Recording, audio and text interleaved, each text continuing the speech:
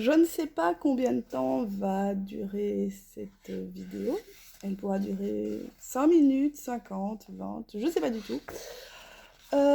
Et c'est pour ça que j'ai décidé de la commencer ici, parce que je me suis dit qu'un seul plan, peut-être, ce serait un peu beaucoup sur 50 minutes. On est là pour parler d'une saga que je termine, enfin.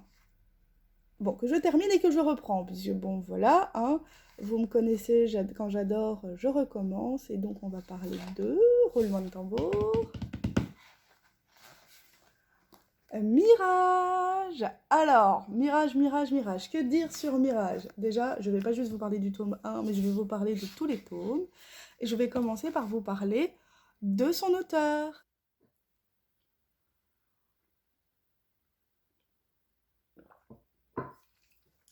Bon, comment parler de la saga Mirage Memory sans parler d'abord de son auteur?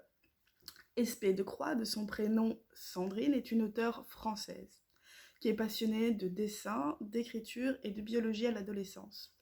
Et c'est justement à l'âge de 16 ans qu'elle écrira les prémices de ce que deviendra la saga Mirage Memories, dont le premier tome s'appelait Chronique de Mirage, la dernière cité. Au même moment, elle écrit un conte fantastique, La princesse du fond des temps, qui est ici et qui n'est pour l'instant plus disponible. L'auteur a prévu de le rééditer prochainement. Alors, elle a reçu plusieurs récompenses pour ses sagas, dont le prix Jules Verne, Asimov, Orwell ou Sépal. Elle a également écrit un recueil de poésie édité en 2018 chez Edilibres. On n'oublie pas sa saga en cours qui est Le cycle du prophète, qui se passe, semble-t-il, après Mirage Memories. Alors, Mirage, qu'est-ce que c'est? Comment j'en ai entendu parler? Alors, Mirage Memories, j'en ai entendu parler tout simplement grâce à un lien qui m'envoyait vers une page Facebook de Service Presse. Donc j'ai regardé un peu ce que la maison d'édition proposait. Donc la maison d'édition, c'est la maison d'édition Heartless. Et je suis tombée là-dessus. Je crois qu'à l'époque, le chapitre 4, le tome 4 venait de paraître. Et donc, voilà, j'ai lu le tome 1. Je vais vous en parler maintenant. Avant toute chose, il faut savoir que la saga fait 7 tomes. C'est 7 tomes qu'on peut séparer en 3 grosses parties. Les tomes 1 à 3, les tomes 4 et 5, et ensuite les tomes 6 et 7. Je vais d'abord vous parler des tomes 1 à 3, en commençant par le premier, qu'on pourrait facilement mettre sous l'appellation Résistance. Résistance à qui? Résistance à Amos. Je vais vous expliquer tout de suite qui est Amos, après vous avoir lu le résumé du premier tome. À la suite du grand bouleversement, la Terre s'est transformée en un désert aride et le génome humain a été modifié. Dès lors, certains hommes ont muté en êtres surpuissants dotés de pouvoirs extraordinaires, les télépathes. Un conflit éclate alors entre les deux peuples encore en vie sur Terre. Les hommes, restés au rang d'humains, et ces fameux télépathes, doués de chi. L'un de ces êtres surpuissants, Amos, aussi appelé le maître des télépathes, a une totale emprise sur son propre peuple et n'a qu'une idée en tête, asservir les hommes.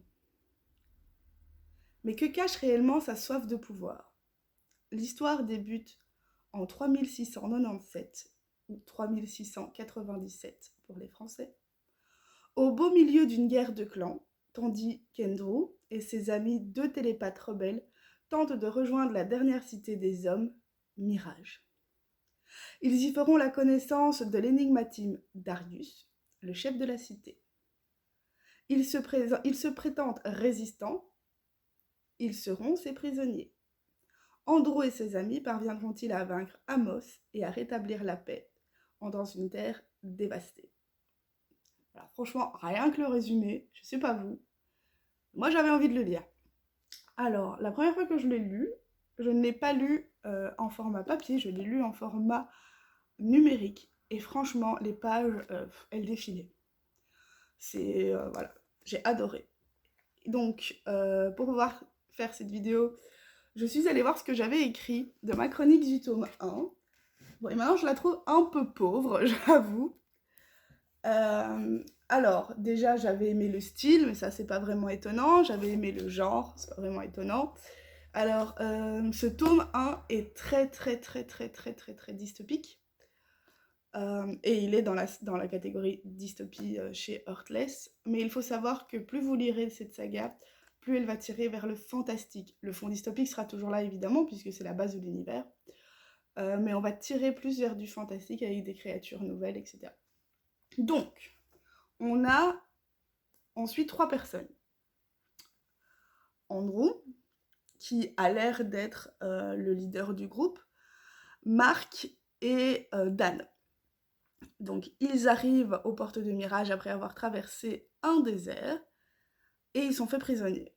Parce qu'on ne les connaît pas, tout ce qu'on sait d'eux, c'est que ce sont des télépathes et que donc en fait c'est l'ennemi. On comprendra bien au fur et à mesure de l'histoire que bon, voilà, hein, c'est pas totalement l'ennemi. Moi j'avais adoré ce premier tome et je savais que j'allais adorer les prochains. Alors, qu'est-ce que j'avais noté? Le style d'écriture va droit au but. Oui, comme je le disais dans l'introduction, l'auteur a écrit ce premier tome à l'âge de 16 ans. Évidemment, elle l'a retravaillé, mais pour moi, ça reste un bon tome young adulte. Évidemment que ça peut être lu par des adultes, mais vers 14, 15, 16 ans, je pourrais le conseiller en lecture. Ensuite, on nous transporte d'un point de vue à l'autre, et ça, c'est quelque chose qui reste courant dans toute la saga. On passe d'un point de vue à un autre, d'un endroit à un autre, qui sont juste magnifiquement décrits. Les étendues désertiques, moi j'avais chaud rien qu'en lisant. Ensuite, justement, il est très facile d'imaginer les grandes étendues désertiques grâce à ces superbes descriptions. Je suis tout à fait d'accord. Ce premier tome porte des thèmes forts de résistance, c'est plus qu'évident, de guerre, de dualité. Ça aussi, c'est les thèmes que l'auteur aborde sont vraiment des thèmes forts et des thèmes qui sont toujours d'actualité. Et d'écologie. Je disais que j'avais hâte de lire cette saga, que l'épilogue pour moi était parfait et qu'il révélait des questions. Et ça, je suis toujours d'accord avec ça. Alors, ce tome 1 est en relecture actuellement avec Aurore, Karel et Upsi et les chats sur Instagram. Et alors, le petit truc en plus de cet auteur, c'est qu'elle met à la fin... Alors, voilà. À la fin de son roman, ici qui faisait 288 pages de roman, elle insère des annexes. Alors, annexes qui me permettent de vous présenter donc le tome 2 qui s'appelle Oriane. Oriane est un personnage très important dans la saga Mirage. Donc le tome 1, La Dernière Cité. Le tome 2, Oriane. Et donc voilà, on a une annexe 1 qui est une chronologie bien fournie. Ensuite, on a le paysage des mondes connus, avec par exemple c'est quoi des ergs, etc. C'est quoi Amada, c'est quoi un oasis, voilà, ce genre de choses. Des théories et des croyances. Ensuite, on a le... Ah oui, voilà, j'ai oublié de vous parler de ça. Suis-je bête? Vocabulaire et expression. Donc, on est en 3697, c'est-à-dire donc 3697, c'est-à-dire plus de 1000 ans après cette période-ci, presque 2000 en fait, presque 2000 ans après cette période-ci, et donc nous sommes considérés comme le monde antique. Et donc il arrive que certains personnages fassent référence à des expressions actuelles, qui sont déformées pour devenir des expressions de leur temps. J'en ai plus en tête, mais enfin voilà, imaginons, c'est comme on dirait dans le monde antique, ça va pas me revenir évidemment. Bon, imaginez une expression actuelle, mi-figue, mi-raisin, voilà, il existe plus de figues et de raisins dans le monde de Mirage, et on va dire mi-sable, mi-eau, j'en sais rien. En sachant que l'eau est une ressource essentielle et difficilement trouvable dans Mirage. Voilà, imaginez bien ce genre de choses. De plus, l'auteur a vraiment travaillé un vocabulaire inédit, on peut le dire, qui provient d'autres langues. C'est un vocabulaire, on va avoir Bockner par exemple. Un Bockner, c'est un... Ah, c'est un... Ça va pas me revenir, évidemment. Alors, un Bockner est un mot inventé, dessine les boucliers d'énergie, voilà, des télépathes. Bock pour bouclier, nerf pour le chi, en référence au mot précédent, Bockner. Parce que juste avant, c'était liner, et c'est le faisceau d'énergie qui provient. Voilà. Il y a quoi? Il y a les petites guerres, qui parlent de la Troisième Guerre mondiale. Il y a le grand bouleversement. Alors là, on est déjà dans le premier grand bouleversement. Grand Nord, Grand Sud, le monde antique, le monde connu, du nucléastane, qui est une matière de vêtements. Alors, qu'est-ce qu'on a d'autre? Vieux comme De Gaulle, expression semi-inventée, vraiment ça me tue. Beau comme Brad Pitt, expression semi-inventée pour dire beau comme un Apollon. Voilà l'exemple que je cherchais tout à l'heure. Ben voilà, il y en a tout plein qui sont expliqués dans le texte, qui sont réexpliqués à la fin au cas où on aurait des hésitations. Et enfin, nous avons une annexe 5 dans ce tome 1 qui sont des illustrations de l'auteur. Alors, j'en ai en couleur dans mon bureau, mais juste même en noir et blanc. Alors, je vous montre qui? Allez, je vous montre Marc. Voilà, quoi. Ça c'est des illustrations de l'auteur, c'est juste magnifique. On en a fini avec le tome 1 que j'ai adoré, tome 1 qui m'a donné envie évidemment de lire le tome 2. Le tome 1 fait actuellement 323 pages, à savoir que donc... Ah oui, on nous avait aussi le parcours littéraire de l'auteur avec les prix qu'elle a remportés. À savoir que donc le texte en tant que tel s'arrête à la page 288. Disons un petit 300 pages. Un petit 300 pages que j'ai adoré. Alors, pourquoi j'ai mis ici? Alors... Bon, voilà, c'est un passage que j'aimais bien, mais je ne vais pas vous le lire maintenant. Alors, voilà, le tome 1. On continue avec le tome 2. Alors, le tome 2, Oriane. Voilà, donc vous voyez, au niveau épaisseur, le tome 1, le tome 2. Alors, le tome 1 est très jaune, et je trouve que le tome 2 l'est encore plus, mais il est plus jaune orangé, voilà. Alors, qu'est-ce que j'avais bien pu dire de beau sur le tome 2? Alors là, le tome 1 se termine sur un combat. Et ce combat a une issue. Une issue que je ne vais pas vous révéler, parce que ce serait spoilant, et j'aimerais vraiment que vous découvriez cette saga. Donc, il y a des conséquences. Conséquences qu'on retrouve dans ce tome 2. Alors, je disais donc, je sors de cette lecture en ayant hâte de lire la suite. Je pense que c'est arrivé avec absolument tous les tomes jusqu'à présent.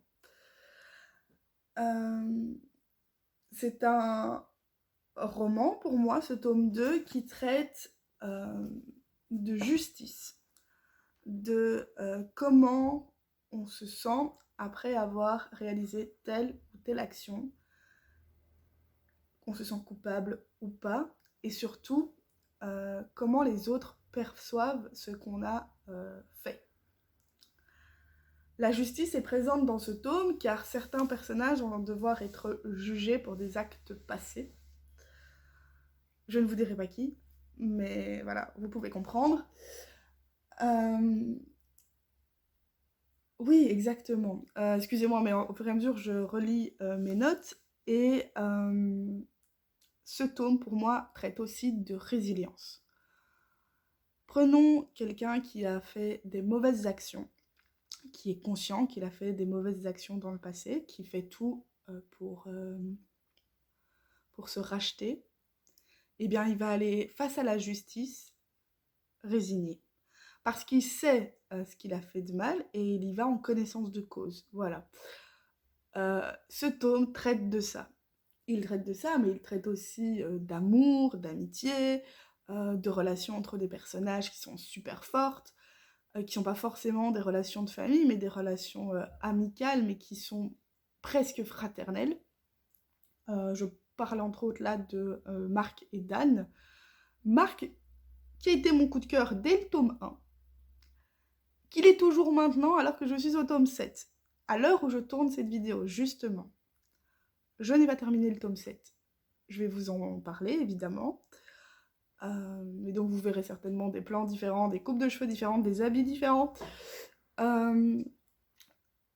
Et bien voilà, c'est un tome qui parle de reconstruction. Comment on se reconstruit après une bataille, qu'est-ce qu'on fait, qu'est-ce qu'on dit, comment on fait. On découvre une Mirage en paix, des hommes et des télépathes qui collaborent, on découvre une harmonie en paix, en liberté. J'adore Mirage. Mirage en tant que telle, je le dis, dès le premier tome, j'ai senti qu'elle était puissante.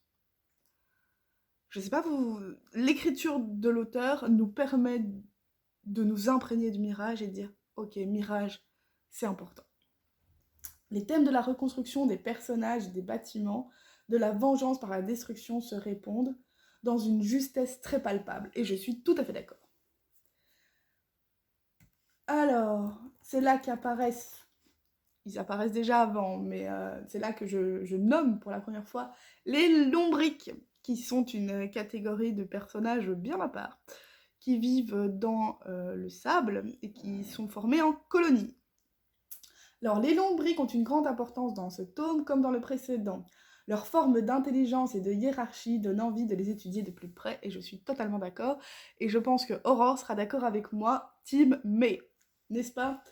Alors, j'avais envie de retrouver Andrew et Oriane. Oriane qui est donc un personnage très important dans ce tome. Alors, on dit certainement pas Andrew, mais Andrew. Qui ont révélé des nouvelles facettes dans ce tome, parce qu'il ne faut pas oublier que dans le tome 1, ils sont présentés comme des leaders, comme des piliers. Et là, ça a été assez agréable, voilà, de les retrouver avec d'autres émotions, d'autres facettes d'eux-mêmes. Alors, je termine en disant que les combats sont dynamiques, pleins de rebondissements et s'arrêtent juste quand il le faut. C'est totalement vrai. Imaginez une scène de combat dans un film, elle s'arrête et vous allez vers ailleurs pendant ce temps-là. Et quand vous revenez, en fait, vous avez juste envie de savoir qui est mort. Voilà. Un épilogue aux petits oignons qui vous donne envie de vous plonger dans le tome suivant.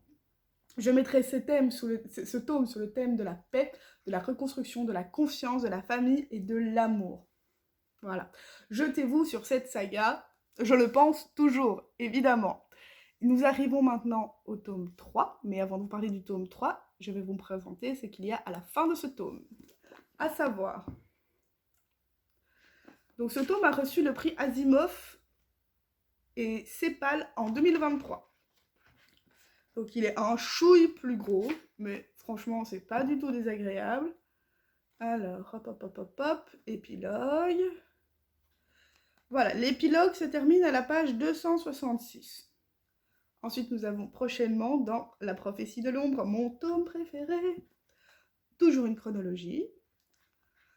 Un petit point sur les personnages, qui y sont, à quoi ils ressemblent, quels sont leurs liens de famille.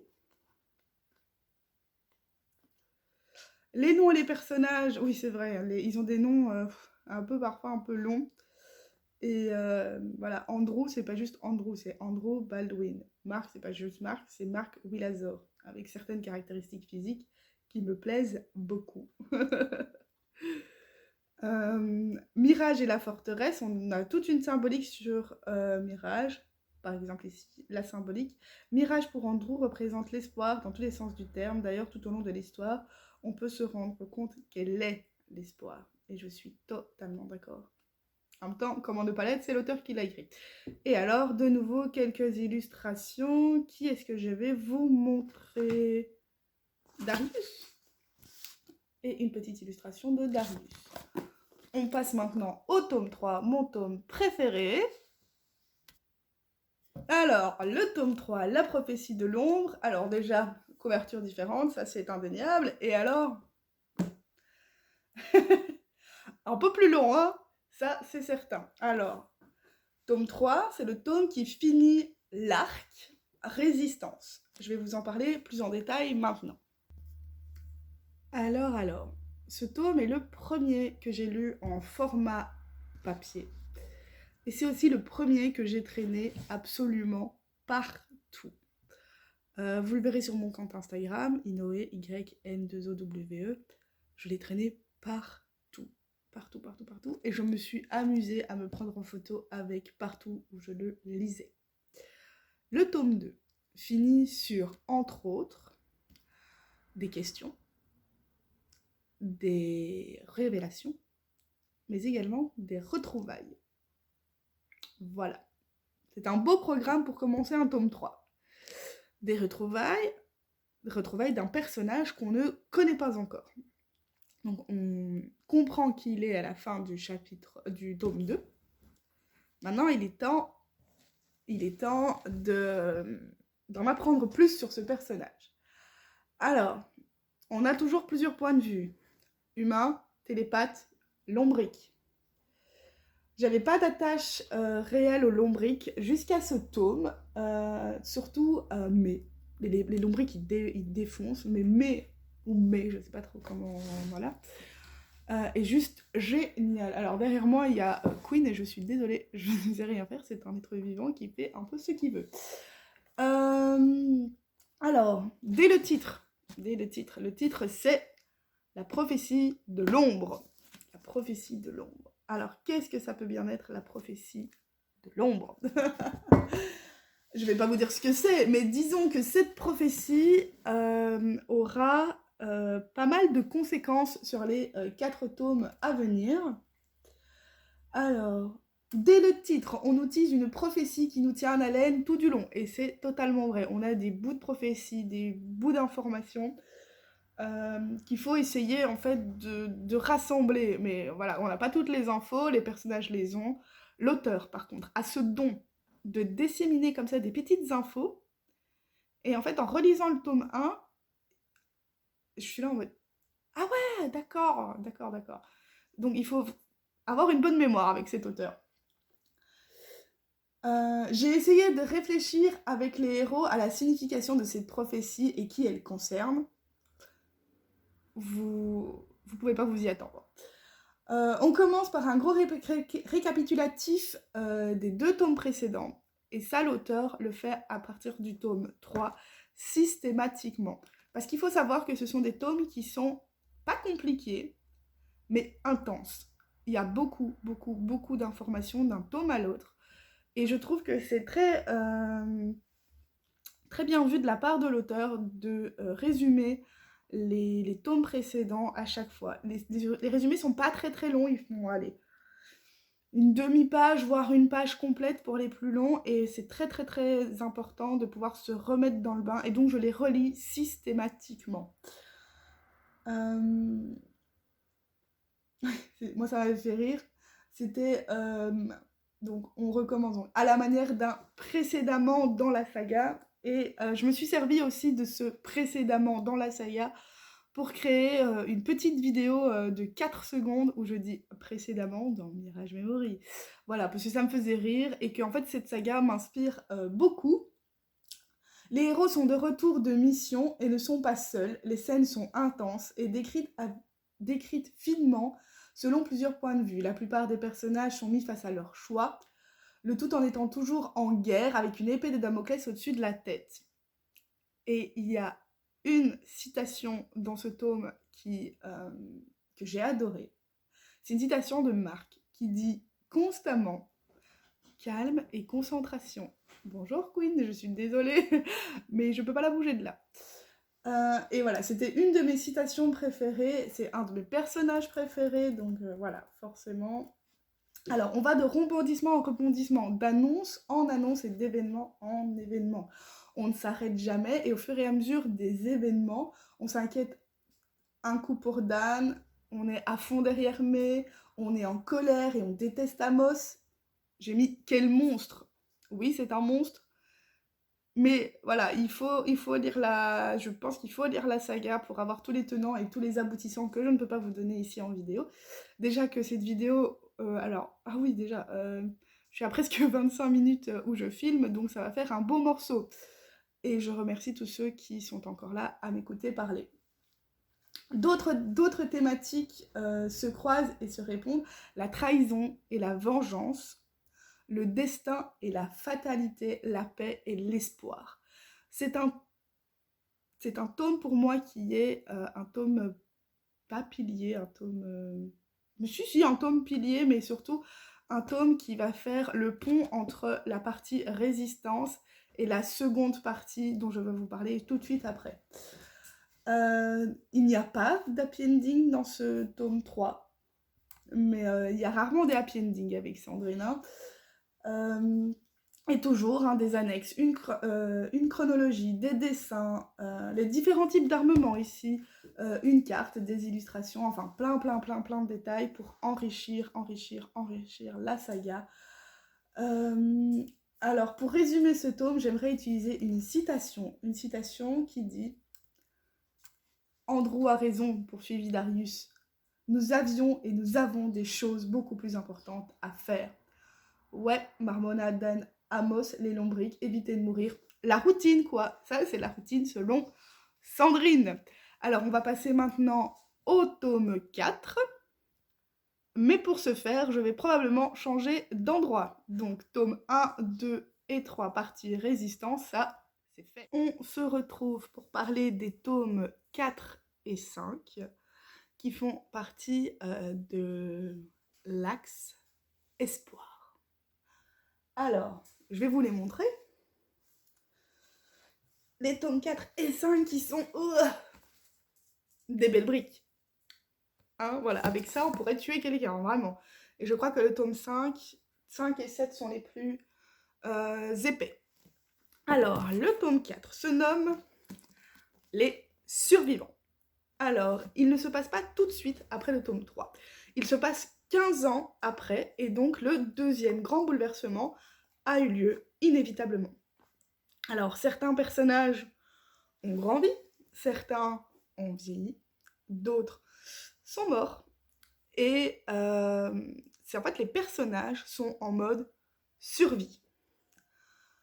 Ils sont après une guerre, et donc en fait, il est important de prendre des décisions et d'y faire face en fait. Et chaque décision qui a été prise dans le passé, d'une certaine manière, a des répercussions sur leur vie actuelle. Alors, j'essaye de faire vite, parce que je me rends bien compte que cette vidéo va être très longue, et que voilà, j'essaye de pas vous spoiler, de vous donner vraiment très envie de le lire. Alors, il y a une chose aussi à savoir. Dans ce tome-ci, la mort, la personnification de la mort, est présente. Et mon petit chien d'amour est en train de nous embêter. Regarde-la, voilà. Et donc ces personnages qui sont en mode survie et qui sont en mode danger doivent prendre des décisions. Décisions qui vont parfois aller à l'encontre de leur bonheur. Mais c'est très important qu'ils prennent ces décisions. À travers les personnages et certains choix qu'ils ont faits, on comprend mieux leur point de vue, on comprend mieux certaines actions qu'ils ont pu faire grâce en fait à l'écriture de l'auteur qui est toujours aussi dynamique, fluide, elle est captivante cette écriture.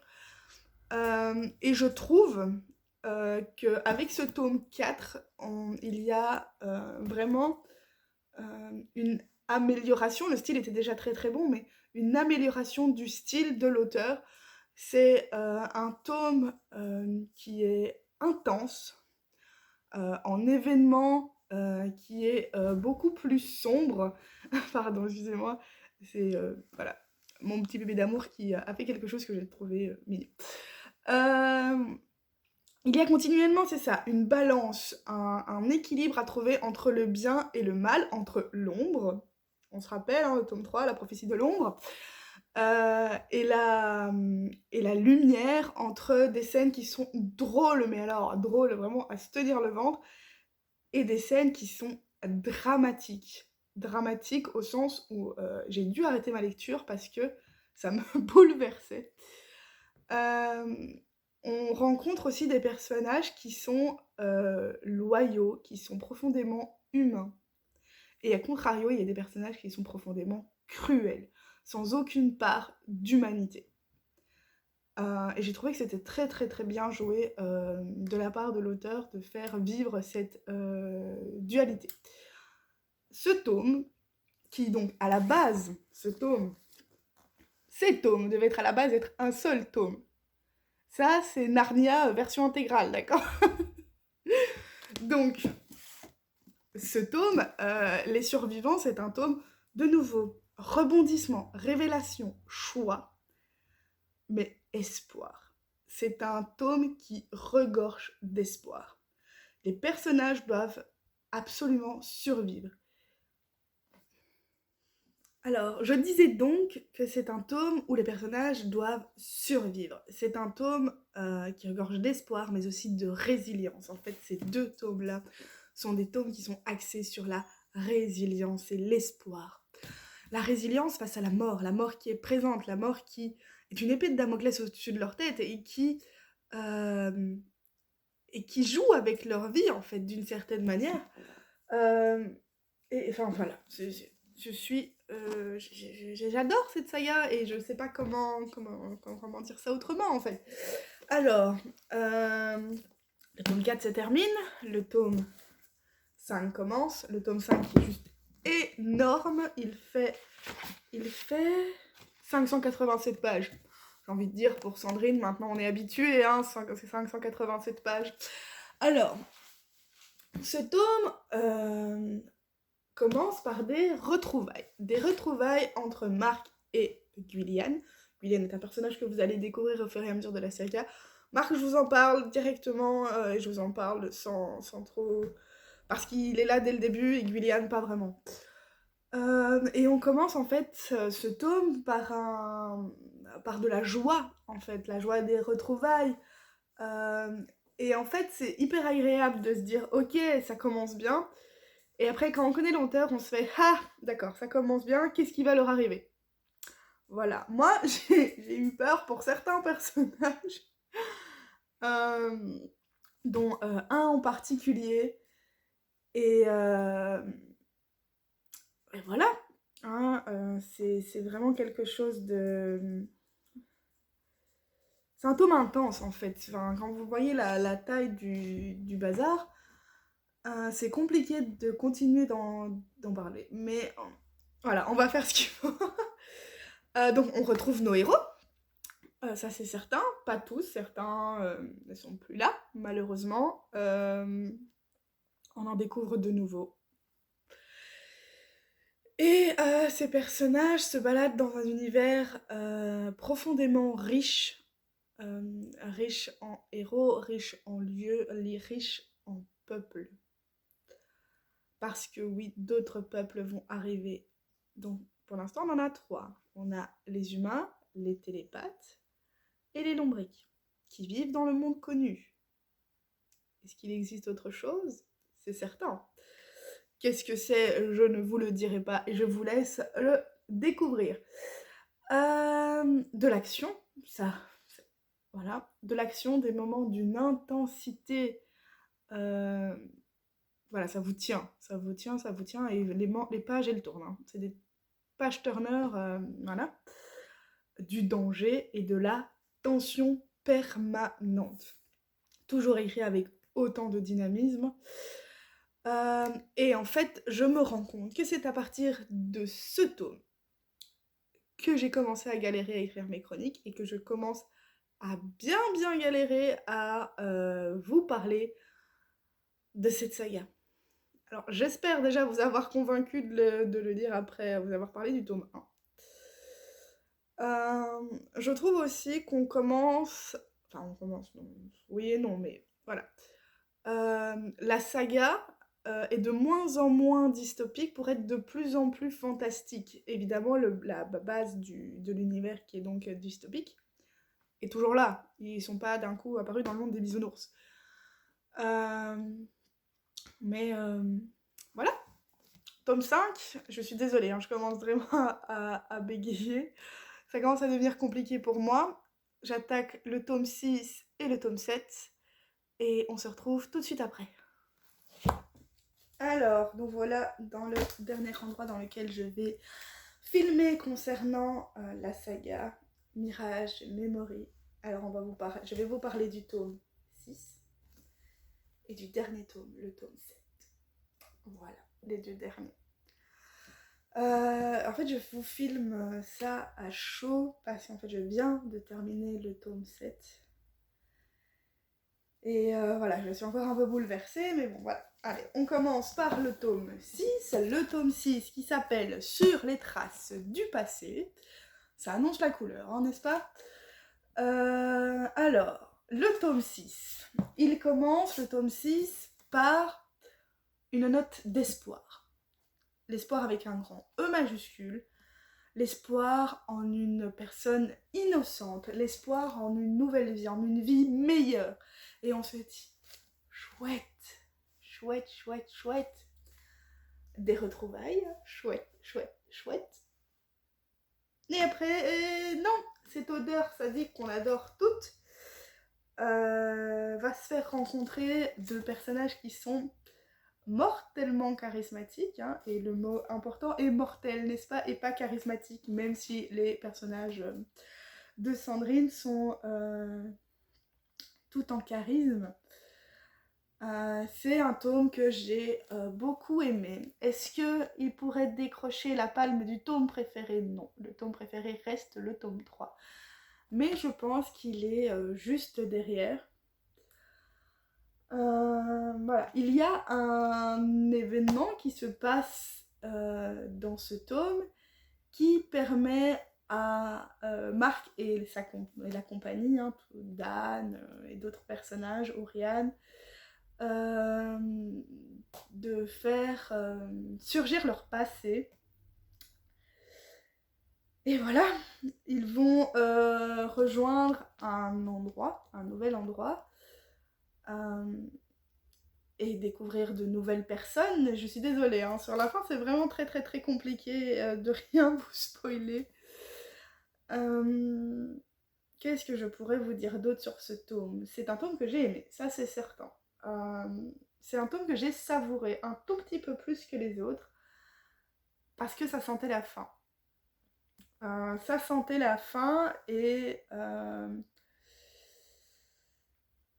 voilà, là, je savais que... Je savais que quand j'aurais fini ce tome-là, il faudrait que j'enchaîne avec le tome 7 et que ça voudrait dire que je devais dire au revoir à Mirage. Et donc voilà, j'ai mis un peu plus de temps à le lire alors que c'est pas forcément le plus épais. Et donc je vais vous parler du dernier tome, le tome 7. Je viens de finir de rédiger la chronique du tome 7. Et vous vous doutez bien que ça a été compliqué. Dans cette chronique, je ne parle pas forcément d'événements qui se passent dans le tome parce que ce serait bête d'apprendre des événements du tome 7 sans savoir d'où ça provient. Ce que je peux vous dire, c'est qu'on pourrait croire qu'avec un dernier tome, Sandrine met un point final à sa saga. Et ben, je pourrais vous dire que non. Pour moi, c'est pas un point final, c'est un point virgule. Je m'explique. Dans ce tome, il y a les dernières révélations, les derniers bouleversements, les derniers combats. À savoir que Marc et toute la bande, enfin vous savez très bien, pas toute la bande, vont rejoindre un endroit, un monde incroyable qui s'appelle les Terres Immortelles, qui sont dirigées par un tyran. Et vous connaissez Marc maintenant, vous savez que Marc ne va pas rester indifférent. C'est un tome qui, comme dirait l'auteur, retourne aux sources. Et en fait, c'est émouvant. Voilà, c'est émouvant de voir ces personnages être en paix d'une certaine manière. Voilà, c'est un tome qui met un point virgule car il se termine sur une porte ouverte. Une porte ouverte vers un nouveau monde. Alors le nouveau monde, c'est le cycle du prophète. Alors je vous conseille de lire la saga Mirage avant de lire la saga du cycle, parce que si vous lisez d'abord la saga du cycle, vous serez forcément spoilé sur la fin de la saga Mirage. Donc voilà. Vous pouvez lire le cycle sans avoir lu Mirage, mais si vous voulez lire Mirage, il vaut mieux lire Mirage en premier et le cycle après. Voilà, je ne sais pas si je suis claire. Et moi, ce tome, il m'a bouleversée. L'épilogue en particulier, donc voilà, tout le tome, j'étais happée, mais voilà, ça fait 6 tomes que j'étais happée, donc je savais que ça marcherait. Et l'épilogue arrive, et j'ai dû sortir les mouchoirs, hein, parce que j'étais émue de voir ce que sont devenus certains personnages, et de comprendre leur projet de vie. J'ai écrit une petite conclusion pour écrire la saga, mais avant de vous la lire, parce que je suis pas sûre d'être capable de juste vous la dire, je vais vous faire un petit rappel sur ce qu'a écrit Sandrine. D'abord, Sandrine a écrit en 2018 un recueil de poésie édité chez Edilivre, que vous pouvez retrouver entre autres sur Amazon. Elle a également écrit un conte fantastique plutôt jeunesse qui s'appelle La princesse du fond des temps, qui a obtenu le prix CEPAL en 2004, le prix d'anticipation CEPAL en 2004. Il n'est pour l'instant plus édité, mais l'auteur a prévu de le rééditer, puisqu'il faut savoir que l'auteur va s'auto-éditer à partir de 2022. Il faudra lui laisser le temps de rééditer déjà les 12 tomes de ces sagas, à savoir Mirage et le cycle. Donc Mirage 7 tomes, le cycle 5 tomes, La princesse du fond des temps, un seul et unique tome. Dans l'ordre, nous avons La dernière cité,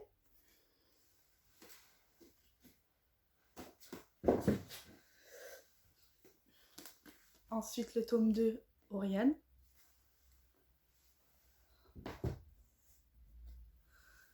le tome 3 est plus que certainement mon préféré, La prophétie de l'ombre.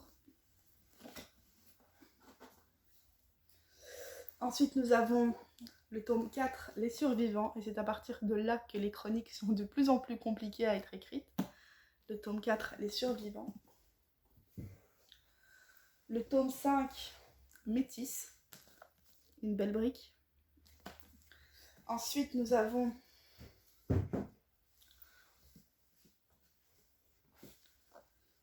le tome 6, Sur les traces du passé.